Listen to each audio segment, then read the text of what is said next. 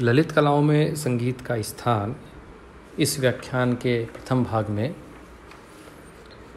हमने इसका क्या स्थान है, इसके निर्णय के लिए अलग अलग तर्क आधार रूप में दिए गए थे।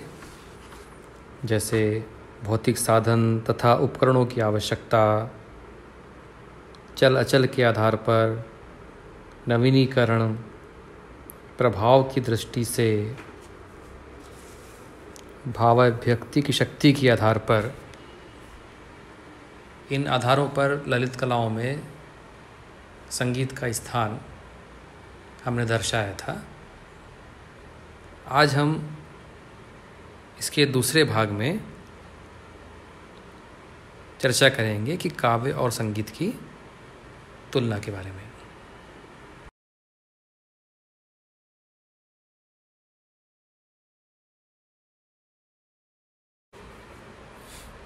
काव्य तथा संगीत की तुलना।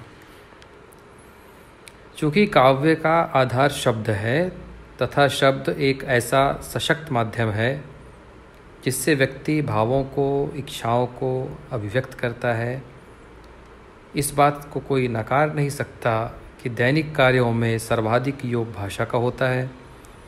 यही कारण है कि कुछ विचारक काव्य को कलाओं में सर्वश्रेष्ठ कला मानते हैं। हीगल, श्याम सुंदर दास शुक्ल जी तथा प्रसाद जी इसी श्रेणी के विचारक हैं। आचार्य शुक्ल तथा प्रसाद जी ने काव्य के पक्ष में कहा है कि प्राचीन समय में विद्या तथा उपविद्या नामक एक विभाजन था और प्राचीन आर्यों ने काव्य को 64 कलाओं में नहीं रखा था, वह विद्या माना जाता था, जबकि 64 कलाएं उपविद्या कहलाती थीं और संगीत कला होने के कारण उपविद्या के अंतर्गत रखा गया था। अतः काव्य को संगीत से श्रेष्ठ स्थान प्राप्त था, ऐसा इनका कहना है। इसके अतिरिक्त काव्य के पक्ष में ये विचारक कहते हैं कि काव्य बाह्य तथा आंतरिक दोनों ही परिस्थितियों का सफल चित्रण करने में सक्षम है। भावों के साथ साथ घटनाओं तथा पदार्थों की सजीव अवतारणा इसमें संभव है। शुक्ल जी के मतानुसार सर्वश्रेष्ठ मानव भावना कोमल भावना है, जिसकी अभिव्यक्ति काव्य ही कर सकता है। उपरोक्त तर्क में कही गई बातें असत्य नहीं हैं। काव्य में बहुत शक्ति होती है, पर इस कारण वे संगीत के प्रभाव को गौण स्थान दें, यह उचित नहीं है। संगीत की अपनी विशेषता है, उसका विस्तृत प्रभाव क्षेत्र है, अतः उसके प्रभाव को हमें कम नहीं समझना चाहिए। काव्य में भी नाद, चाहे कम स्वरों का प्रयोग हो, परंतु प्रयोग होता है। काव्य की सार्थकता व प्रभावकारिता उसके गेय रूप में है। इसके विपरीत संगीत शब्दों के अधीन नहीं है, संगीत कला का सूक्ष्म माध्यम है। उपरोक्त विचारधारा के अलावा एक अन्य विचारधारा है जिसमें काव्य कला तथा संगीत कला दोनों को समान श्रेणी का मानते हैं।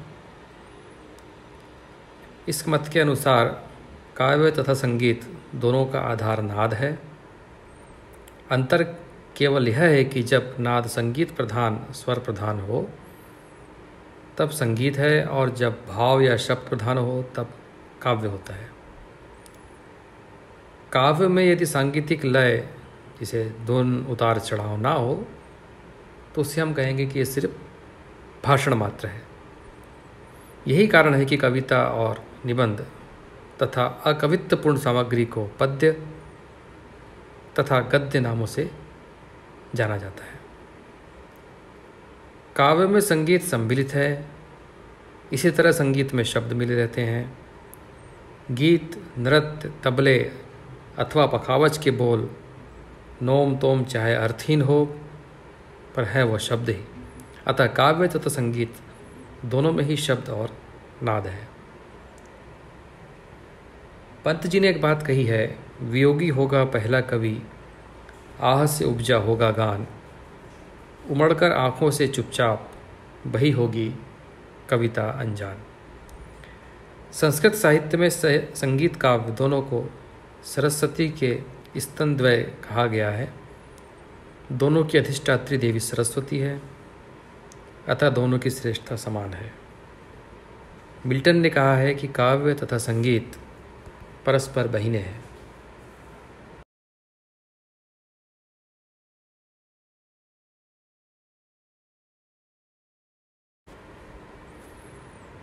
संगीत का सर्वश्रेष्ठ स्थान किस तरह से है, उपरोक्त दोनों मतों के विश्लेषण के उपरांत भी संगीत की श्रेष्ठता को स्वीकार करना ही पड़ता है। संगीत का ललित कलाओं में सर्वोच्च स्थान है, इसे सिद्ध करने के लिए संगीत के पक्ष में क्या क्या तर्क दिए जा सकते हैं। पहले हमने बता ही दिया है कि वास्तु, मूर्ति और चित्रकला में उच्च स्थान काव्य कला व संगीत कला का है। अब इसके बाद जो हमारा अगला विश्लेषण यह होगा कि काव्य और संगीत में सर्वश्रेष्ठ स्थान किसका है। तर्कों के आधार पर इस बात को हम सिद्ध करेंगे। यह व्याख्यानमाला के तीसरे भाग में हम देखेंगे कि किस तरह से संगीत का स्थान सर्वश्रेष्ठ है हर कला, हर विद्या के तुलनात्मक रूप से।